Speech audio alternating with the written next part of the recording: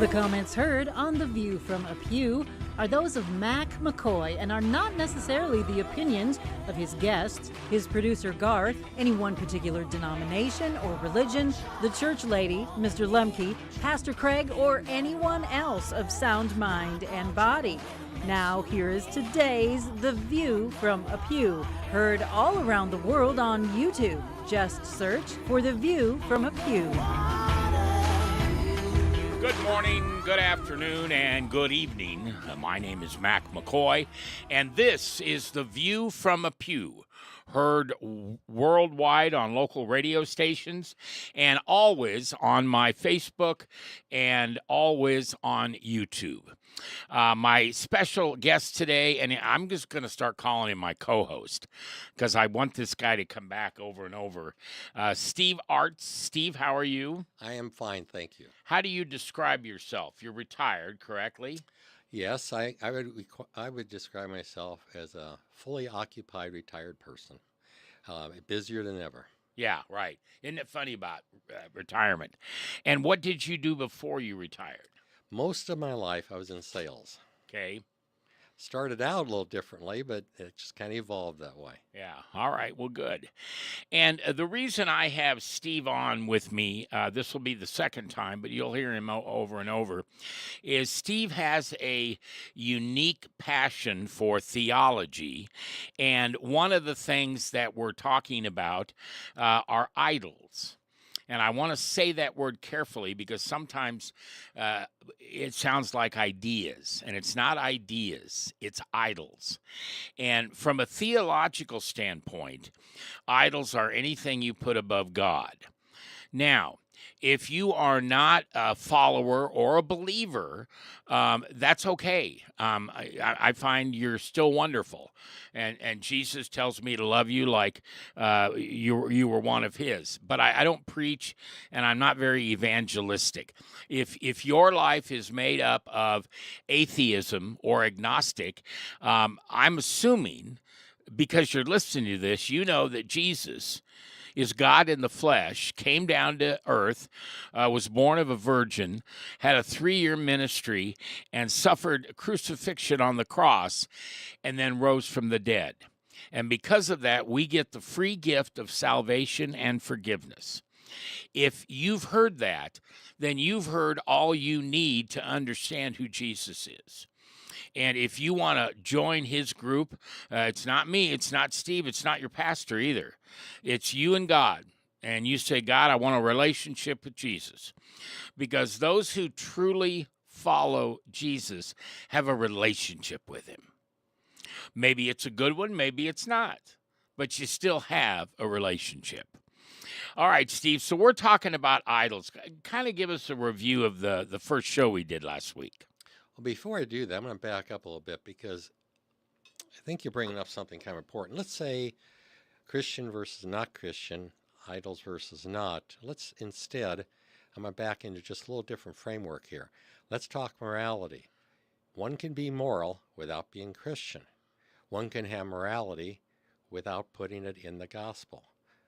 One can have morality without being in a church.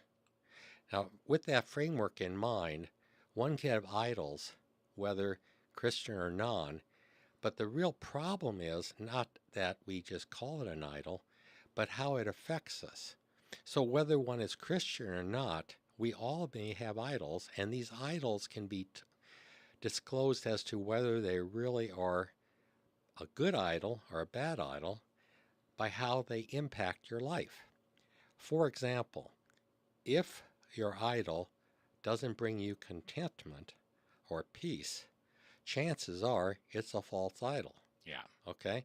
So I think we can expand that framework a little bit better, Mac, just not to take us outside of Christianity, but rather to be more inclusive as to that term. And idols, yes, idols could be anything that takes away from our vision of what God intends. So let's say for a Christian, certainly, that would be taking our eyes off Jesus. But for a non-Christian, it'd be taking the eyes off of the wonder of nature, the wonder of this mountain. Yeah. Whatever may be that gets you in touch with something beyond yourself that you would recognize. Now, you mentioned, Mac, about ideas, idols not being ideas. But I would also interject there that ideas contribute to the formation of idols. So ideas usually makes the world go round. Very Money good. does too, but ideas are extremely powerful. I mean, it's just, all the great leaders, but when I say great, now great is used to mean a really strong leader, but it doesn't mean he's good or bad. A great leader oftentimes will start with ideas. Now, you can go into philosophies, you could go into Marxism, you could go into anything. Nazis, those are bad, of course, but what about our Constitution? Really great ideas in the United States. So the point is that when you have ideas, they generate things, and idol's certainly part of it. And we were talking last week about how in the institutions themselves, in Christian institutions, or in institutions in general, oftentimes they can be an idol unto themselves, that people can get almost blinded to what's happening. You're listening to Steve Arts, and I'm Mac McCoy, and we're talking a little bit about idols today on The View from a Pew. I have a 6-page business card. I know you have one of them. Oh, yes, I'm still reading it, actually. All right. And the reason it's 6 pages is because I have Macisms, and these are sayings that I've collected over the years. A couple of them I came up with, most of them I did not. But here's one that matches what you just said about ideas. Ideas or thought, not money, is the real business capital. I would agree with you, Yeah. and probably the only time I will agree with you, Max. So this is really important time in our lives, and we hope to share that with the groups, that even we can get along. Yeah, speaking of getting along, sometimes maybe that's what happens with these idols, that we find something that we feel individually that we can get along with really well. So let's just say, for example, that we like a certain devotion. And I'm not going to pick on anybody, but let's say it's reading Psalms. I'm just going to that's a very general one. If I want to go any denomination, I could go into a more detailed one. But let's just say reading the Psalms is anything and everything to us. And so somebody says, well, what about such and such in the Old Testament, the New Testament, or whatever? It's not important. The Psalms is everything. We've got to the point then that because we felt comfortable with something, almost to the point of denial of everything else, that we really have isolated ourselves into a belief system that in itself exists only in our mind. And when that happens, that starts us to blind. Now, what gets dangerous is when we start assimilating with other people. Well, I feel the same way. Well, golly, that makes sense. Let's call it the Psalm religion. And so here's a group of people now assimilating. They're all believing the same thing, and this is their idol, if you will. But they find that after a while, this just gets a little bit old, much less boring. You can imagine there's only 150 Psalms, there's many days in a year, and on and on and on. Yeah. There's only so much thought that generates, and it's all by one guy primarily, David, good guy, but, he had his problems. So he's not the perfect example. Only one is a perfect example. Anytime we go away from that, then we lose.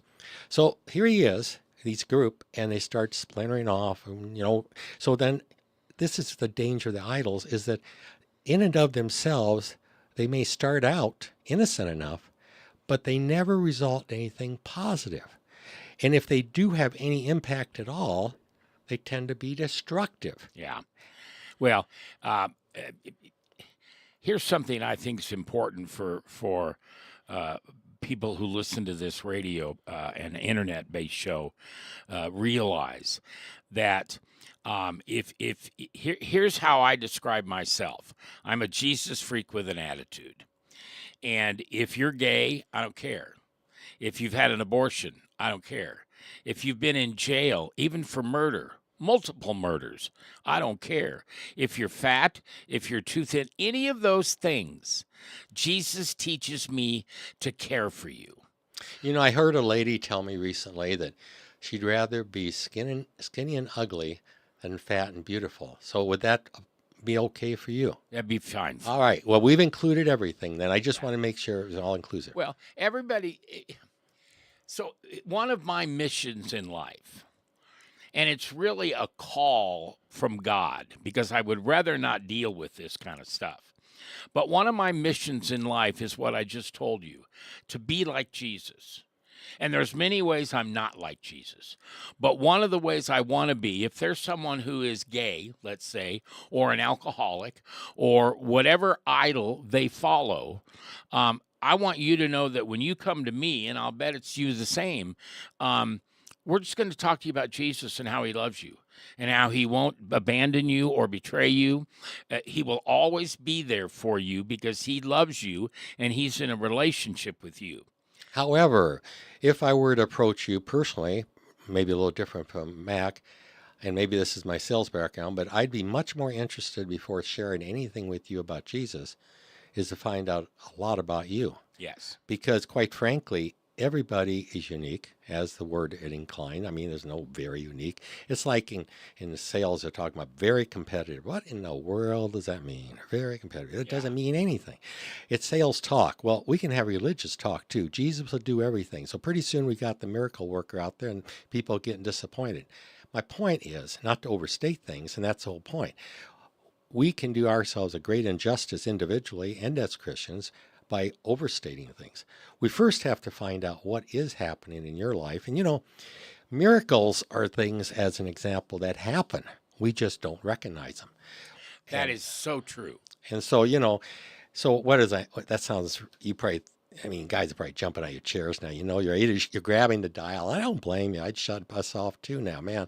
Because I said, don't turn the dial. But I said something kind of radical. I'm saying miracles happen. You're not recognizing them. Yeah, I'm saying that because this isn't the first time that's happened. That happened during Jesus' time. It continues to happen. You know, there's a truism that we are not who we are in terms of how God sees us because we do what God says. We are what we are because God made us that way. We are his children, and that's what makes us so important. Once we recognize that we are seen as important as, you know, it's kind of like being born. You know, my mom, I think she said, can I have another? And I said, there's no others born the same day, you know, so she was stuck with me. And, you know, so the point is that, you know, everybody, I mean, you know, I remember one other mother, she didn't even want to show her kid because he was so homely. And he did have a kind of a funny looking face, it was all twisted up. You must be talking about me. Well, no, it was your brother, actually. But no, this guy, he had a little squirrely face, but he turned out to be a brilliant guy and he had a great business. My point is, everybody will feel rejection. Everybody will say no. Everybody can wonder if they're good enough. And then what do we do because we're so goofy? We start compensating to the point that we're the greatest. And then we become so defensive that we can't accept other people's ideas and we get so insecure we can't let go. So if I were to talk with one of you individually and meet you wherever, I'd want to know something about you first. What makes you tick? What's important to you today? What has happened in your life that's impacted you to be who you are? And you just said something very important, and that was there's no such thing as a good enough Christian or a bad Christian. Christianity is like being pregnant. Either you are or you're not. And I was reminded of this the other day in a conversation because I used to tell people that I was the president of the Not a Good Enough Christian Club. And a very dear friend of mine got a little sideways with me and said, Mac, there's no such thing as a good Christian or a bad Christian. You either are a Christian or you're not. And anything that you say or do does not detract from you being a Christian. Anything, because it's sinful nature, and unfortunately, we live with that. Okay, now one of the things I'm really against, I'm really, really adamantly against labels. Okay, I mean, yeah, you know, if somebody's dumb enough, I guess you can call them a dummy, but that's a nice thing to say. What if that person really isn't dumb, but he has that label? And this is, you know, the Helen Kellers of the world, everybody. You know, we've gone through that. But the point is that being a Christian is a label. What we as Christians try to do is become disciples, and that's putting Christianity into action. If you're just a Christian and nothing more, well, you could be a very hypocritical Christian because you're going to say one thing and not do it. Right. And most of you out there that have something against Christians is going to be because of the hypocrisy you've seen. That will be the number one reason. Yep. I know that. Yep. You know that. And everybody knows it, including the people that planted it. And sometimes these are the people that cloth. They say, well, you better not do that. Then they do the same thing. So, it's one of the tactics in the world today. If you're going to blame somebody, blame them for what you're doing wrong, and then they won't notice you're doing it wrong, or you're justifying it, and all these rationalizations, all these defense mechanisms we have. So back to what you said about being a Christian or not. Well, I think we all feel sometimes like we're a Christian and sometimes we're not by our actions. Sometimes I don't feel very Christian. Sometimes I can give up hope. Sometimes, if you're a good Christian, you shouldn't give up hope. Jesus always hope. But there's some days, I can feel pretty down. There's other days I can feel euphoric, But that has nothing really to do with the basis of the truth, and that is He's here, He saved us. We're to do our best. I guess the bottom line, Mac, at least I think of you would be this way, is that you keep trying. You don't give up. I mean, you've got such a long ways to go. I would testify that I don't know if you'll ever make it close, but you keep trying, right? And same with me. I mean, we're miles away from that goal. Yeah. Let me, Steve Arch is my guest today, and we're talking about idols. I want to read for you a poem. And you can look this up online under Why I'm a Christian. And it's hanging right up here in my office studio. And this is why I'm a Christian. When I say I'm a Christian, I'm not shouting that I'm living in a clean world or I am clean living. I'm whispering I am lost, but now I am found and forgiven. When I say I'm a Christian, I don't speak of this with pride. I'm confessing that I stumble and need Christ to be my guide. When I say I'm a Christian, I'm not trying to be strong. I'm professing that I'm weak, and His strength carries me on. When I say I'm a Christian, I'm not bragging of success. I'm admitting I have failed and need God to clean up the mess. When I say I'm a Christian, I'm not claiming to be perfect. My flaws are too visible, but God still believes I'm worth it. When I say I'm a Christian, I still feel the sting of pain. I have my share of heartaches, so I call upon His name. And finally, and maybe most importantly, when I say I'm a Christian, I'm not holier than you. I'm just a simple sinner who received God's good grace somehow, and I am forgiven and I am saved. I love that poem. Well, what's neat about that too is if you didn't hear the word Christian in it, I think a lot of the listeners can identify with a lot of that. In other words, one can be of a humble spirit, one can be a contrite of heart, one can be weak in his attitude and such, and still maybe not profess being a Christian, but you're closer to it than you think. Yeah. I couldn't help but reflect on something when you first started with that poem. Judaism is, one of the things about the laws of Judaism is that they were practical guides for healthy food, healthy living, all these things to guide the people through their lives. Well, with Christianity, it goes beyond that. And that's what that poem says. It's not about the basics of clean living and da-da-da.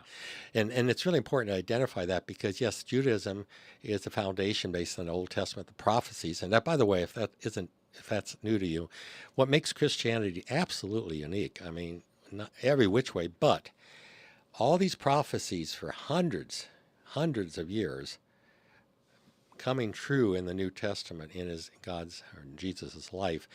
I mean, there's nothing remotely close to that. And you can study that all you want and run down all 350 or depending on what you want to use for criteria, but I mean, it's just amazing, word for word.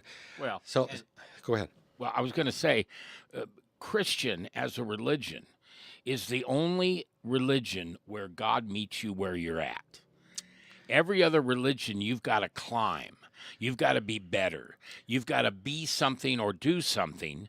Even atheists, that's a religion. Well, what's even more important is this the only one that was created by God, not by man. Yeah. Now you think of that. So then you say, well, okay, does Christianity serve man or does it serve God? Ask yourself the other religions. Do they serve man or do they serve God? And you're going to see the answer every time very clearly. Christianity serves God. Now, when it looks like it's serving man, the man is at error. Yeah. And that's why there's concerns at times where we Yeah. have some, we confront these things. We do a program on this platform called Point Counterpoint, and it is conservatives and liberals talking about today's topics. And I can't help that my belief in Jesus and what he teaches us to do through discipleship. I can't help it if some people see that as different than what it is.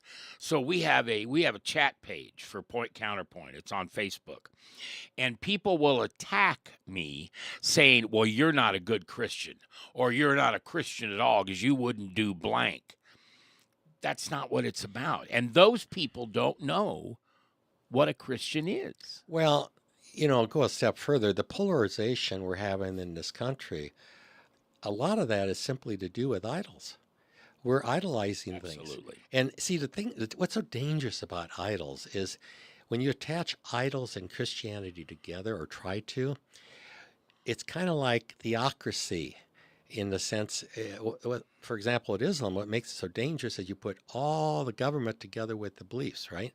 And that becomes a very dangerous situation. Well, if we're doing the same thing when we take something, some belief, some group, whatever, and put that above the common good, above the Constitution, above God. When that happens, we give it the same fervor as it were a religion. Now that becomes almost, that's tough. So then you got these people bumping heads for all the wrong reasons. Let's have conversations. Let's have some good debates. But boy, oh boy, do we miss the boat when that happens. Because then we are all seeking the wrong thing. And so, an atheist, I love you guys because you give us a lot to talk about. Well, actually, you don't say a lot because there's not much to build around, and I'm sorry about that.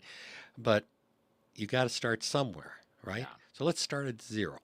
Now, that should be a good place to meet. So anytime I meet somebody, that's where I start, is at zero. And I don't assume anything by race, color, religion, or anything else, what they're wearing, tattoos, you name it. I assume nothing. And I might ask somebody with tattoos, what does the story it tells? And There you go. They tell me. There's some really great stories they tell. Now, granted, I can't read the whole story sometimes because of where the rest of the story may be at on their body. Yeah. But nevertheless, to that person, there's a story. It isn't there any other reason. And let me tell you a story on that. So when my son, he was born in 1983, so he's, 40 something, almost 50. No. Anyway. Whatever he is. When he was 18, he went out and got tattoos. And I went, oh, Zach, oh, come on. What are you doing that for? And he said what you just said. He said, Dad, ask him the story behind the tattoo. So for all these years, I asked people what the story is behind their tattoo. And you got to see the smiles that you get or the passion that you get for some of these tattoos they put on their body. Now, I didn't have a tattoo until I was 65 years old. And that's when my cardiologist told me that one day I'm just going to go boom. And did I have a bucket list? And my bucket list was, I wanted one certain tattoo. And I went out and got it. And it does say something about me. It's not the date or of somebody's passing. It's not my favorite thing in the world, and I don't think you can see it on the air very well here. But I have a tattoo on my arm, which is Jesus on the cross. And the reason I have that is because it reminds me of why I'm a Christian. He died so we could be forgiven. And forgiveness is one of the most important things about being a good person. Not just being a Christian, being a good person. If you hold people to a standard higher than God would hold you, there's your idol. That's right. In fact, let's just talk about that, for example. One thing we were going to talk about sometime would be idols that are pastors. And, yes. And one of the problems, I kind of segue into this here, but one of the problems with a great pastor is he can be revered to a point where it is not deserved, nor is it there. It oftentimes happens just kind of a convergence back to ideas. Convergence, people start recognizing him, they really like him, they brag him up, they put all their eggs in one basket, so to say. And unfortunately, this pastor, if he is an opportunist, God forbid, but let's just say he is an opportunist besides, he might say, well, guess what? Yeah, I'm worth that and even more. And by golly, I need another $1 million or I might die. Or all Oh, these things that come up, and you hear these things and they happen. But that's when the pastor becomes an idol. So here again, with now, how do you recognize that? Well, well, and let me add something while you're starting this. We put pastors on a pedestal, and putting someone on a pedestal is idolizing them. yes, we should recognize their position. Like, when I was brought up, we held the family doctor about the same level as the family pastor. Yep. They were of equal, and for respect, the various education and everything. And today, really the problem is respect has kind of been lost in many areas. So when you do have respect that groups together, the first thing people, especially some of the older people or middle-aged people, might say, wow, this is a good thing because we're finally getting some respect. We're finally getting some unity. You see what I mean? Hmm. And these are good things. But as soon as that pastor becomes our focus instead of Jesus as Christians, he is no longer a pastor, he's an idol. Right. And that needs to be understood. I And, mean, and that's our fault, not theirs. that is, well, Most of the time. most of the time. Now, granted, you've got the opportunists out there that Yeah. really, they got the Rolex watch on. They said, money is nothing to me. And I leave with the best Mercedes. It's the right thing to do for, I have a bad back. I mean, we understand things Yeah. like that. A little Ben Gay could help too, but nevertheless, the rest of us will get by. Ben So, Gay. Well, we just dated ourselves, didn't we? yeah, I guess so. But it's I was brought up during a time when tractors didn't have much suspension, so you felt it all. You know what I mean? Nowadays, you got to have air conditioning and everything, and I'm not taking away from that. It's just different times, and but the point is that when you really get down to it, we all take so many things for granted. And I would ask you, do you take your relationship with God for granted? Because when it really comes down to it, if you're not questioning, and we should be questioning, God wants us to question. God wants us to pursue it, Yes. because the more you do, it doesn't become weaker, it becomes stronger. However, you can go through interludes. You know that if you go through college, you can say, hey, I want to reject everything. That happens, young people, and that's okay. You got to go through this, acclimating yourself to the world, because when you go into college, that's the only time in your life when you absolutely will know everything. After that, you start realizing that you won't, and all of a sudden, Oh. your folks will get smarter every year. It's amazing Yeah, what happens. yeah. I know you won't believe me, but it'll happen. My youngest daughter is always so kind to me when she says, Dad, I now understand what you meant. Or I do this because I saw you do this. And that is a wonderful thing for a parent to hear. If you don't hear it, it's not your problem, it's theirs. Well, my grandson, he said the other day, he says, Dad, he says, because I raised him, so he's his dad too. He says, just because I have money, I don't have to spend it. And I thought, yes, economics 101 and accounting, Yes. everything wrapped together. And I can't teach him that. He has to learn. You get rich by not spending foolish things. And I'm not against drinking coffee, and Starbucks is a wonderful company, I'm sure, and everything else. But in my wildest dreams, I never thought I'd see people get in line, much less, and wait, and then pay for that experience to get this cup with liquid in, non-alcoholic, I might add. Not to say that's good, bad, or indifferent, but I mean, how much value could you put into this cup and pay that much and then do it day after day? Now, the funny thing about that, and I'm not picking on anybody, but I'm picking on what we're doing. And that is that $8, because eight's closer than $1 on this.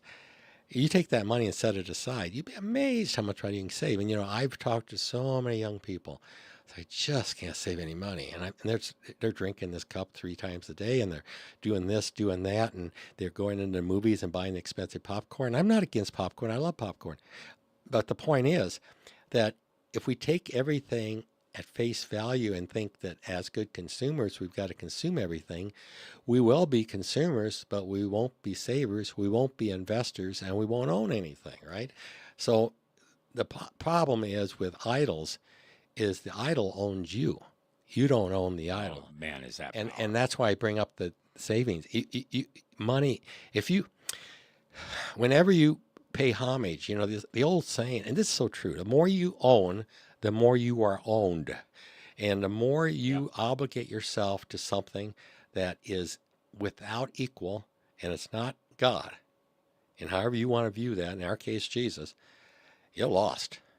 And then the question is, why would people want to persecute these Christians and others for their beliefs? Well, if you think about it, if idols in and of themselves are empty, literally empty, they provide you nothing. If you're provided nothing, you would tend to be bitter. Not at first, but bitterness will enter in.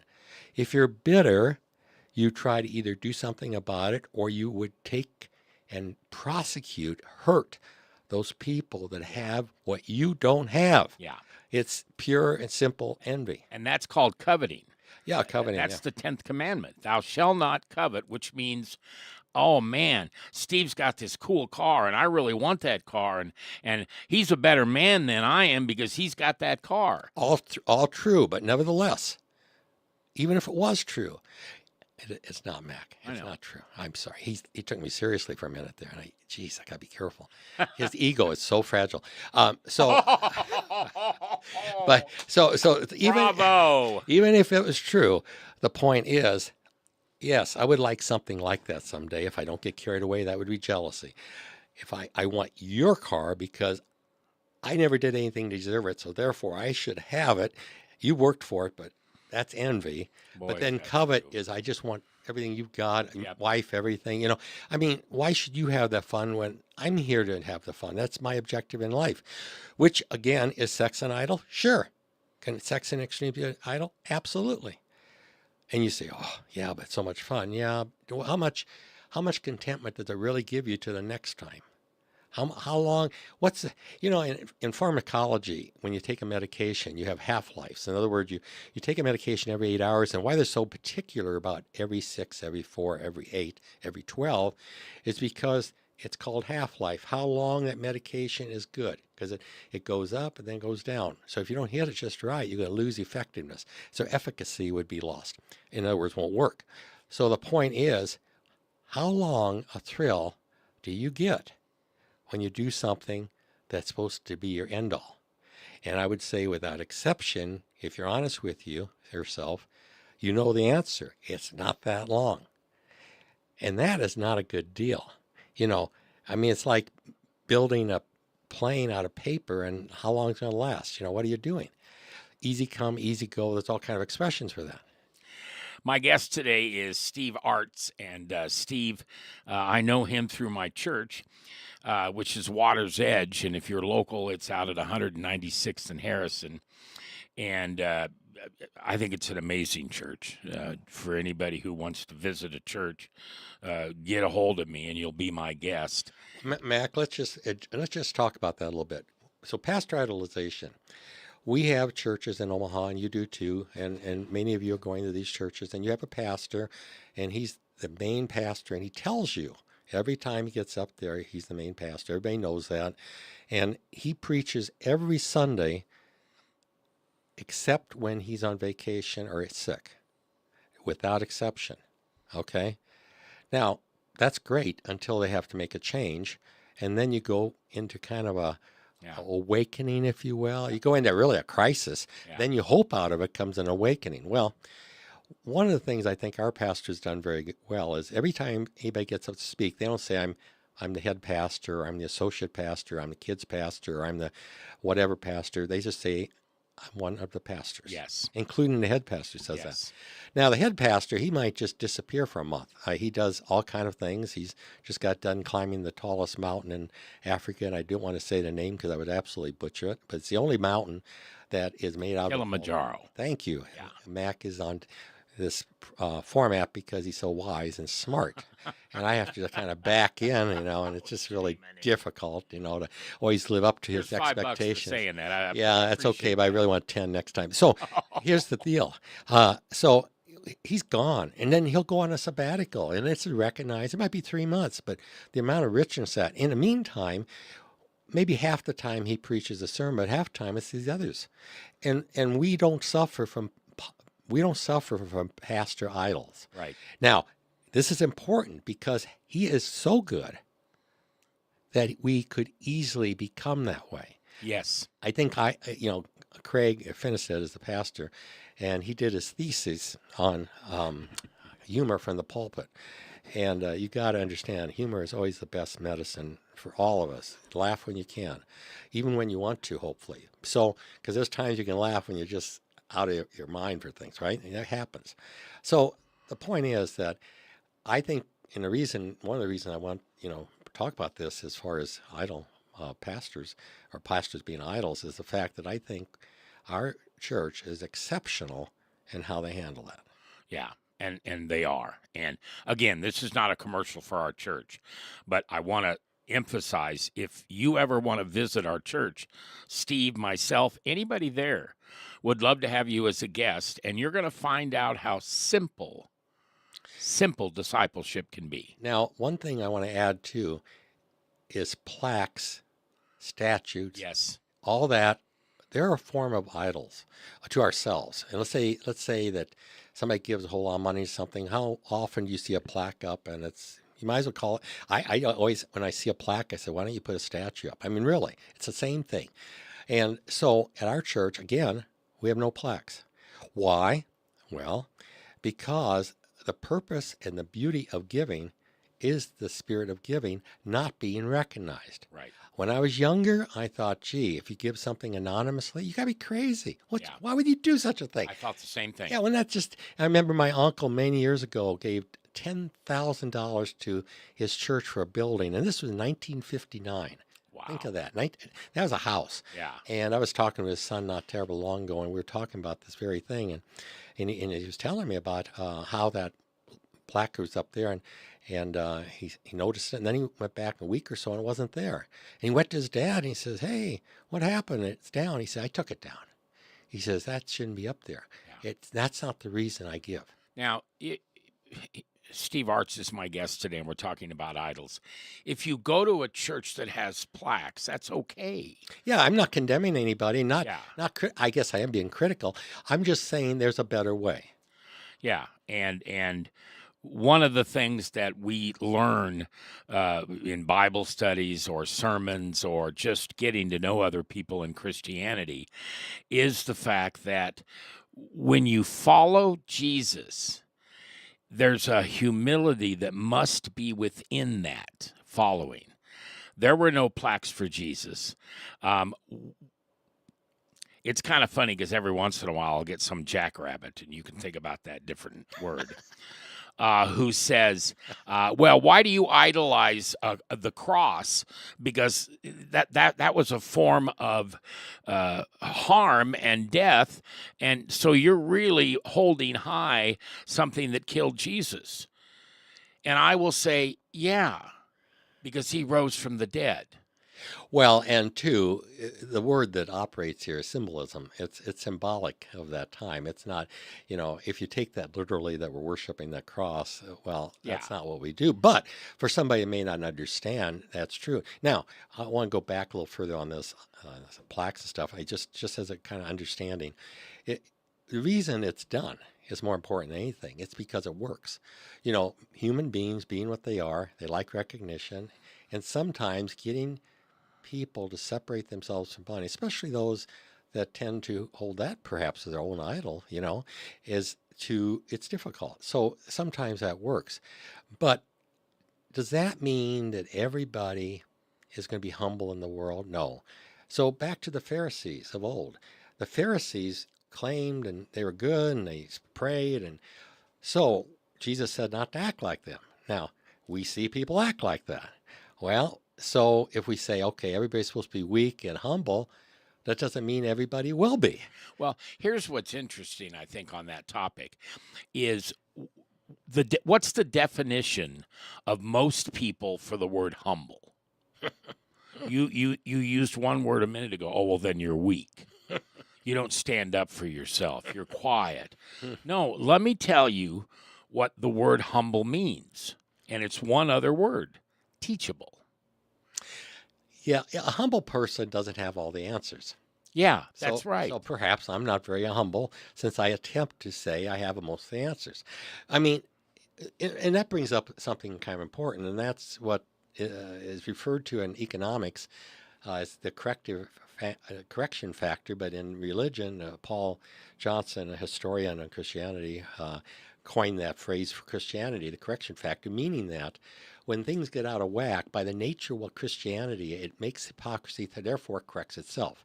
It's the only self-correcting belief in the world because of how it works in terms of humility.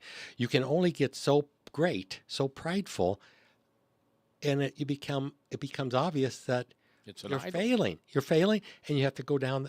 So in other words, anytime we see people get, again, and I'm not a judge, I'm not the judge, but if somebody gets really prideful about something, they're kind of cruising for a bruising. I mean, it's that poor guy that got seen on the other day by with that big on screen, and he's holding this mistress in his hands, and they're both married. Oh, yeah. Now, the reason that becomes really important is not the fact who he was, what happened, all this discussion about why did he resign and da-da-da-da-da-da.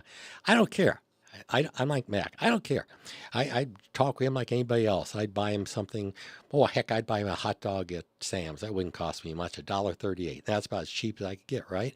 But I'd even take him to Burger King. I'd elevate it to regular. I don't care. So I'm still waiting for Mac to buy my first lunch, but that's another story. Now, he offered, but always at the wrong time. I was going to say. Opportunity never is right. So here's the thing. I'll meet you at the Hope Mission and buy your lunch anytime. Just because you're working this Sunday. Yeah, now, that's right. I understand that. But, so the point being that when we take it upon ourselves to know everything, that the reason that picture was so important is the one thing that everybody wants to deny is that there's a conscience. Yeah.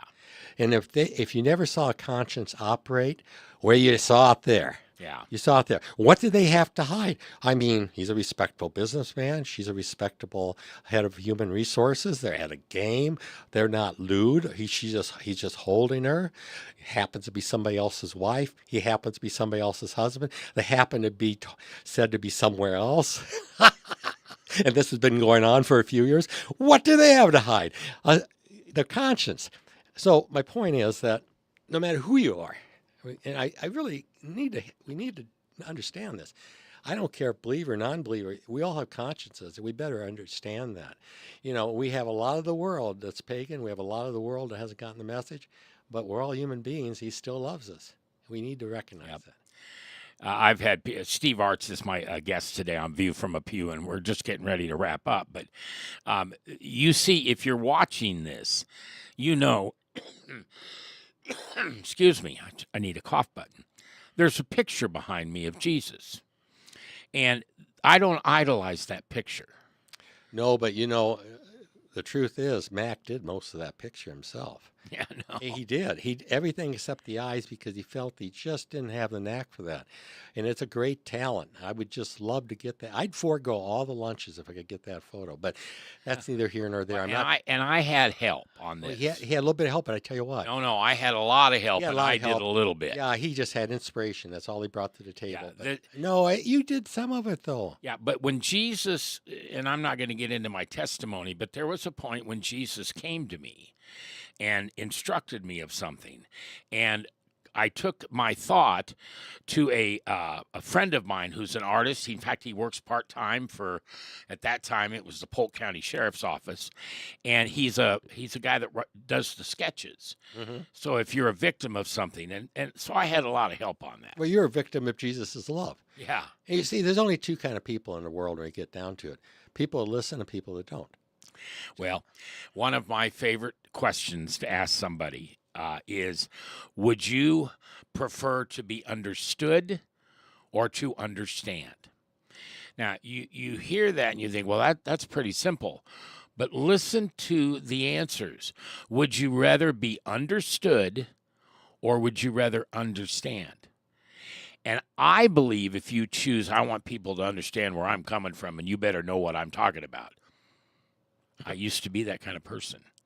And I'm a lot better now when I stop and listen and just get to know people, kind of like you're talking about today. Hey, my wife would tell you I'm not a good listener sometimes, and I'm not, and I would admit I'm not a patient person. That's why I don't fish or play golf very often. Okay? I mean, it's why, and yet I'll do gardening. And I have to be patient there, I guess. So call me an oxymoron. But the point is that we all have our strengths, we all have our weaknesses, and I guess what excites me in life is I know I'm loved by God. I know I'm loved. And that makes me get excited. I mean, I just really get excited about that. I'd ask you, do you feel that way? When's the last time you felt that way? How have you prayed about it? Yeah. Has he talked to you? Have you listened? These are all good questions for all of us to ask many times in our lives. We're going to wrap this up for today, but you just reminded me of something. So, I've had a rough year. I lost my mom, I lost my dad, and 3 weeks ago I lost my dog of 21 years. Picasso was 21 years old. Now, I don't have a pet, but I do know that owning a pet, from people I've met, including yourself, the impact can't be understated. Yeah, they're family to me. Yeah. So we've been looking for another dog, and a friend of mine said, well, have you prayed about it? Well, that makes sense to me, but my first human thought was, well, why would I pray to God for a dog? But on Monday, I prayed. I said, Lord, if you want me to have another dog, then just send it my way. And if you don't, tell me. Tuesday, we found a dog. A perfect dog, if you can say. This is a 10-week-old puppy that was raised by a 4-H student, and that student litter trained this puppy. We brought him home on Wednesday, and I got up Thursday morning, and his litter box had something in it. Nothing on the floor, nothing on the carpet, nothing on the pee pad, just in there. That's a gift from God. Now, guys, this is okay to be envious at this point, because to find a dog like that is almost impossible. And if I needed a dog, I'd probably steal this one. Well, but and the people that I got her from, they're not a puppy mill. They're a 4-H family. They're a Christ-based center family. And so they did that because their puppies that they have live in their house. It's not outside back in a cage or whatever. But this brings up something, though. The question to ask yourselves is, when's the last time you've been openly thankful? Yeah. More importantly, when have you actually expressed that by being grateful? Yeah. Grateful is one step beyond. That's when you go and tell other people.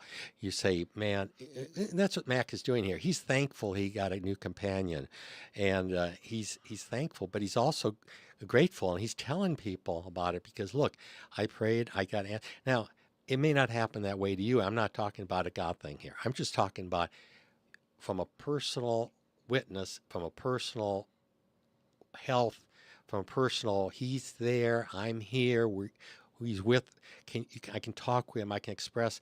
If you're happy, it's going to be a lot better life for you. Yeah. And Steve, by the way, I'm grateful for you. Thank you. Steve, you're welcome back anytime. I want to continue this conversation about idols. Why do I want to do that? Because I think it's important that we recognize the things that we put above God. I'm Mac McCoy. If I haven't told you, I love my job and I couldn't do it without you. Thanks for listening to The View from a Pew.